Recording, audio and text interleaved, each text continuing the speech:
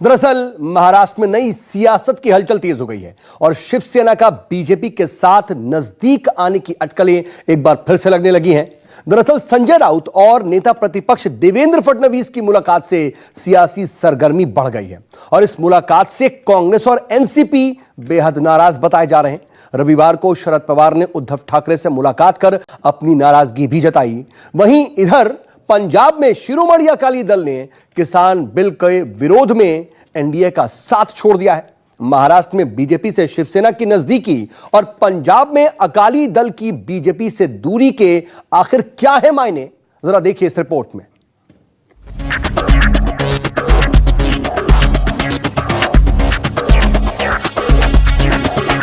मुंबई में देवेंद्र फडणवीस और संजय राउत की मुलाकात। बीजेपी शिवसेना में चुपके क्या हुई बात।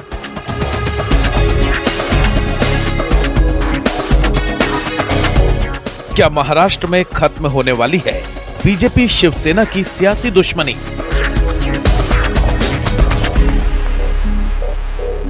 एनडीए से अलग हुआ शिरोमणि अकाली दल, शिवसेना से मिलेगा बीजेपी को बल। पंजाब में अकाली दल दूर, महाराष्ट्र में शिवसेना करीब। एक तरफ महाराष्ट्र में नई सियासी सुगबुगाहट तेज हो गई है, वहीं पंजाब में बीजेपी को बड़ा झटका लगा है। बीजेपी और अकाली दल का 24 साल पुराना रिश्ता खत्म हो गया है। दरअसल महाराष्ट्र में पिछले साल भर से ज्यादा वक्त से जारी सियासी खींचतान के बीच शिवसेना नेता संजय राउत और प्रदेश के पूर्व सीएम देवेंद्र फडणवीस के बीच एक गोपनीय मुलाकात हुई है। जानकारी के मुताबिक शनिवार को मुंबई के ग्रैंड हयात होटल में दोपहर करीब 1:30 बजे से 3:30 बजे के बीच 2 घंटे तक ये मुलाकात चली। शिवसेना का कांग्रेस और एनसीपी के साथ गठबंधन करने और महाराष्ट्र में सरकार बनाने के बाद दोनों नेताओं की ये पहली मुलाकात है। दोनों नेताओं के बीच हुई इस मुलाकात के बाद महाराष्ट्र के सियासी गलियारों में अटकलों का दौर शुरू हो गया है।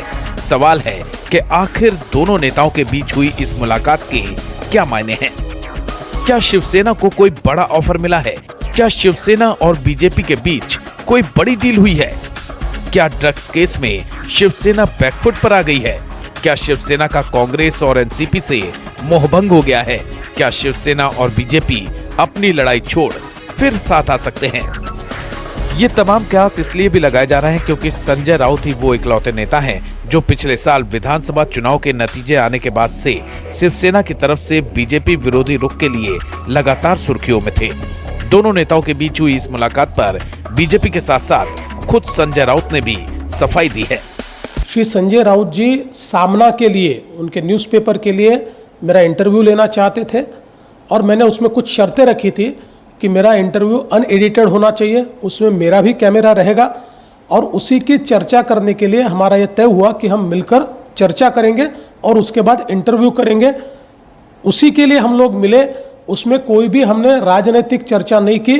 मैं बिल्कुल साफ शब्दों में कहता हूँ, सत्ता स्थापना के लिए शिवसेना के साथ हमारी कोई भी चर्चा नहीं चल रही, गठबंधन की कोई भी चर्चा नहीं चल रही और गठबंधन की चर्चा करने का कोई कारण भी नहीं है।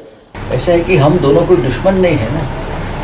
महाराष्ट्र की राजनीति में कभी व्यक्तिगत दुश्मनी नहीं होती, आइडियोलॉजिकल या कोई भूमिका पर हमारे विवाद हो सकते हैं। तो इसलिए हमने उनसे बात की और ये कोई जो हमारी बैठक थी वो कोई गोपनीय नहीं थी। हम कोई बंकर में अंडरग्राउंड नहीं बैठे थे, खुलेआम लोगों के सामने बैठकर बात कर रहे थे। शिवसेना नेता संजय राउत की बीजेपी नेता देवेंद्र फडणवीस से मुलाकात के बाद एक तरफ जहां महाराष्ट्र में शिवसेना के बीजेपी के नजदीक आने की अटकलें तेज हो गई हैं, वहीं पंजाब में बीजेपी को बड़ा झटका लगा है। बीजेपी की सबसे पुरानी सहयोगी शिरोमणि अकाली दल एनडीए से अलग हो गई है। शिरोमणि अकाली दल मोदी सरकार के कृषि बिल से नाराज थी।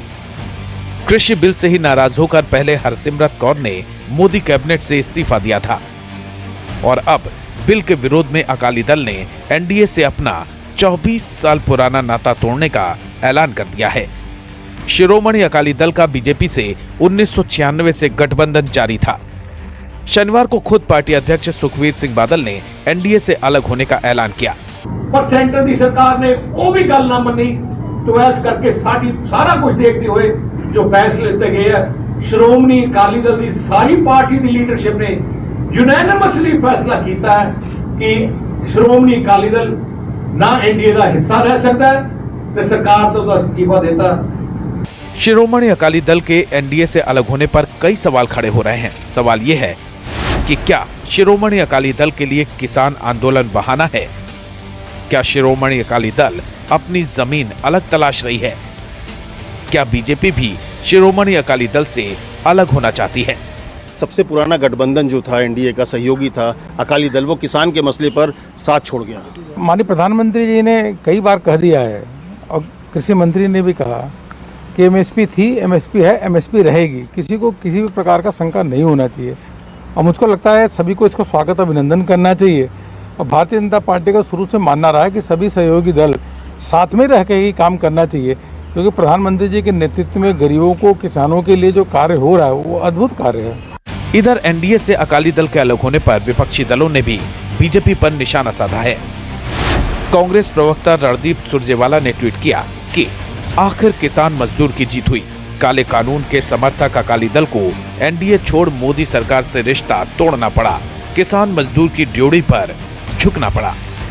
बहरहाल एक तरफ शिवसेना का नजदीक आना, वहीं दूसरी तरफ अकाली दल के दूर जाने से आने वाले दिनों में एनडीए की सियासत किस ओर करवट लेगी ये तो वक्त ही बताएगा। लेकिन इन दोनों घटनाओं से एक बार फिर ये जरूर साफ हो गया है कि सियासत में ना तो कोई किसी का स्थायी दोस्त होता है और ना ही किसी का कोई परमानेंट दुश्मन। Bureau report, news 24। नमस्कार, मैं हूं मानक गुप्ता। अगर आपको हमारा ये वीडियो पसंद आया हो तो इसे लाइक और शेयर जरूर करें और हाँ, हमें सब्सक्राइब और फॉलो करना ना भूलें ताकि आप देश और दुनिया की कोई खबर मिस ना करें। तो जुड़े रहिए हमारे साथ और देखते रहिए न्यूज़ 24।